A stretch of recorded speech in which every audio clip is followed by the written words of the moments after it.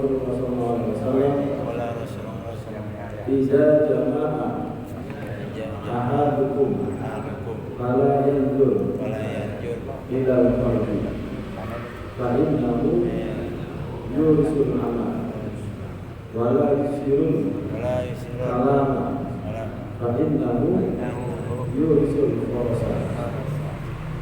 Bersabda Nabi sallallahu alaihi wasallam, "Idza jama'a ahadukum apabila berjima seseorang di antara kalian, fala yanzur ila al-farji, maka janganlah melihat ke farjinya. Fa innahu yurisul amal, maka sesungguhnya itu mewariskan kebutaan. Wala yusirul kalama, dan jangan banyak berbicara. Fa innahu yurisul farasa, maka sesungguhnya itu mewariskan kebisulan. Artinya kalau suami istri melakukan jima, maka kan semua tubuh kita ini kalau yang berhubungan dengan suami istri yang namanya aurat nggak ada lagi ya. Jadi antara suami istri la aurat, tidak ada aurat antara keduanya. Artinya boleh dilihat. Cuma untuk masalah melihat bagian kelamin ya perempuan, zahir atau batin luar dalamnya, ya, maka ini hukumnya asyadul karohah, artinya dimakruhkan. Ya, artinya kalau kita berusaha dan melihat dan maka ketika berjima kan bisa memakai kain ditutupin, kemudian hampir matiin, gitu ya. Jadi untuk menghindari bisa melihat daripada itu kelamin itu jauh dan lebih jauh. Ya, maka kalau seandainya kelihatan, ya di sinilah karena bukan haram, hanya makruh jadi makruh. Ya. Maka kalau disengaja melihat kelamin satu sama lain, yurisul amal, itu bisa menyebabkan kebutaan. Nah, ini ulama untuk masalah kebutaan ini ada dua pendapat. Ada yang mengatakan nanti memang buta matanya, akan kelamaan kurang penglihatannya, ya. Atau butanya bukan dia anaknya, gitu. Cuma ulama mengatakan bukan buta masalah zahir, tapi di batin. Jadi hatinya ini ya akan menjadi buta ini. Ya. Kalau hati buta itu sebenarnya lebih berbahaya dibandingkan dengan mata yang buta. Karena kalau udah hati buta, sulit untuk memberikan beribadah khasnya dalam agama. Ya, makin lama-lama kita jadi keras menjadi buta. Ini pendapat yang kedua tadi itu, ya, yang berhubungan dengan bisa menyebabkan kebutaan sebab melihat kelamin istri kita itu. Begitu juga kalau dalam keadaan berjima, jangan terlalu banyak berbicara. Ya, jangan ngobrol, udah. Kan ada doanya. Ya, bisa rasain betul. Ya. Fokus mana? Ya. Jangan ngobrol. Nah, kalau terlalu banyak ngobrol nanti ini akan mewariskan kebisuan. Nah, begitu juga pertama ini yang kebisu ini nanti kalau efek kepada anaknya katanya. Nah, ini anaknya bisa menyebabkan nanti lahir dalam keadaan bisu, tidak bisa ngomong. Ya, meskipun ini hadisnya dhaif, tetapi alangkah baiknya memang kita ya jangan melakukan dari perkara-perkara seperti ini, ya. Berjima, melihat kelamin, jangan istri atau suami. Begitu juga berbicara, dan kalau bisa seperti itu bicara yang terbanyak istri. Apa tinggal semuanya sih? tinggal aja bicaranya. Ustaz, itu kan kalau untuk laki ada doanya, sedangkan wanita saya belum pernah tahu ada doanya. Gitu. Sama. Tapi kan kalau kita kan lakinya Allahumma janibna wa janibni saytona innaka kulli shay'in qadir. Terus nggak putus-putus karena daripada kita bicara kan anak nanti kalau kita itu jadi malu-malu gitu, jadi malu apa anak itu ya itu dalam produk membuat anak itu harus kita rapi banget, jangan sampai nanti ya melihat kelamin orang apa itu nggak boleh aja kayak gitu. Jadi gitu ya Pak ya. Kalau perempuan saya belum pernah dengar gitu, belum pernah dengar istri ngucapin apanya gitu, feedbacknya gitu. Iya, doa itu sekali Ya, permukaan, ya itu sekali, pas itu udah cukup udah. selesai. Memang ada doanya lagi. Ya berhenti malah. Soalnya saya bilangin sama ustadz saya bilang jangan sampai berhenti, nanti kamu dimasukin setan nanti katanya, masuk setan. Agak. Kalau berdoa mulu kapan ininya?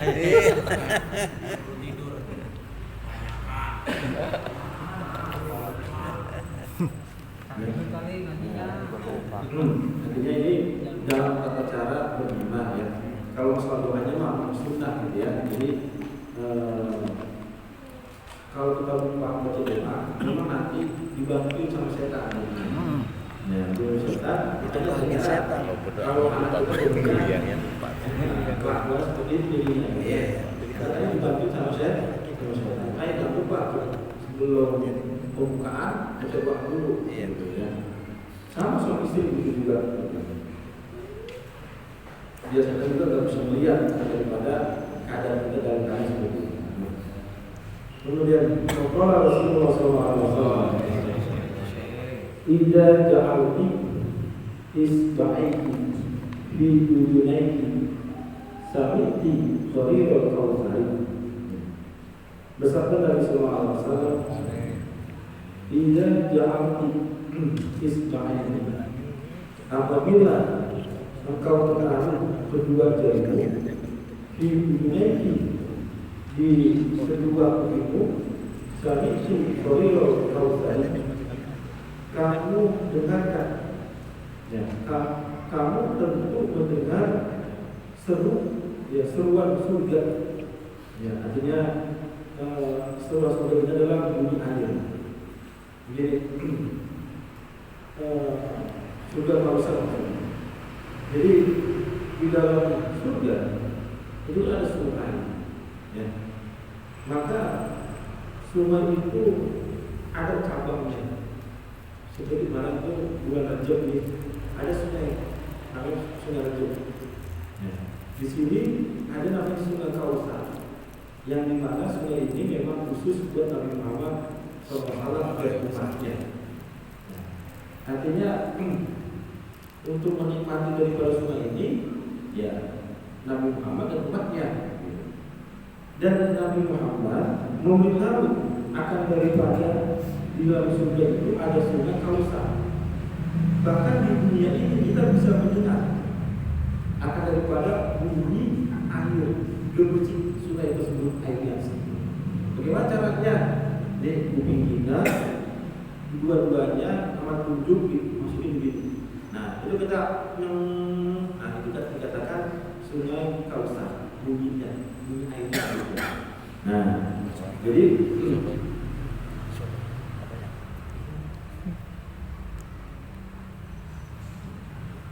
ya.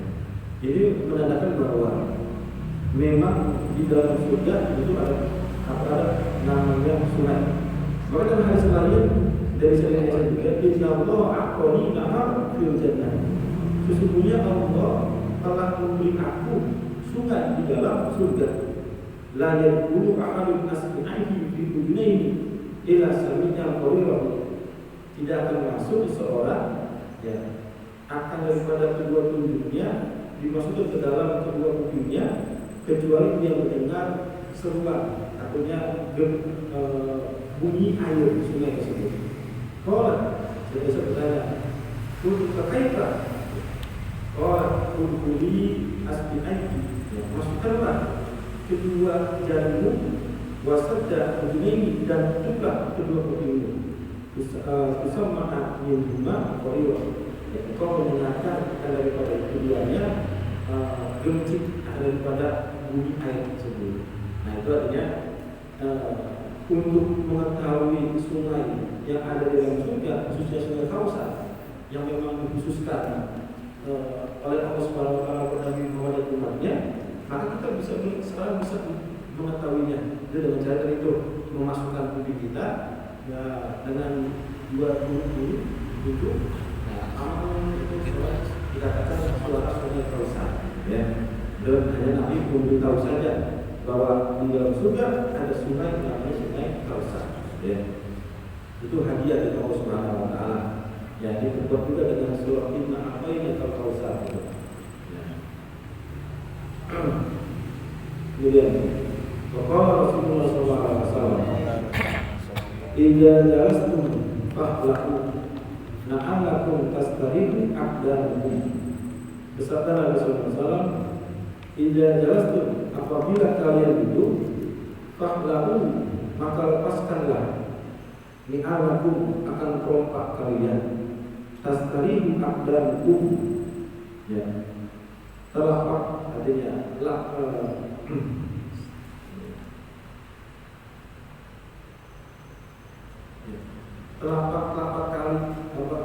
kaki kalian akan istirahat. Ya. Artinya kalau kita ingin istirahat penuh, ya, maka kita disunahkan untuk apa? Melepaskan daripada sepatu. Ya. Kalau kita mau duduk dengan cara yang istirahat secara sempurna, maka lepas sepatu. Ya, jangan pakai aja.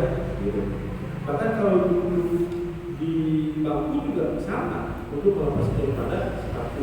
Ya. Tapi kalau sendal sih, ya lebih dilepas rumah, karena memang tidak seperti sepatu. Kalau sepatu lebih daripada mata kaki. Ya, dari kaki sampai ke mata kaki tertutup. Maka kalau kita istirahat, duduk harus dibuka.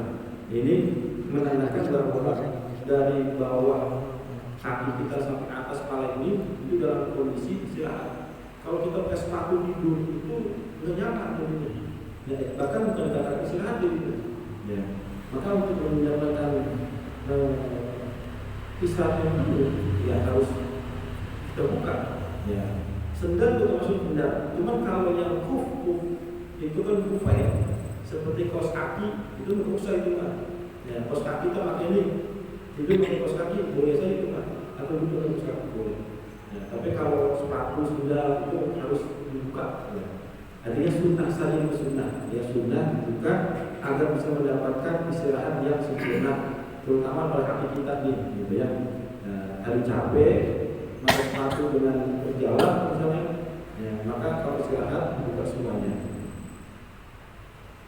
Kemudian Rasulullah SAW,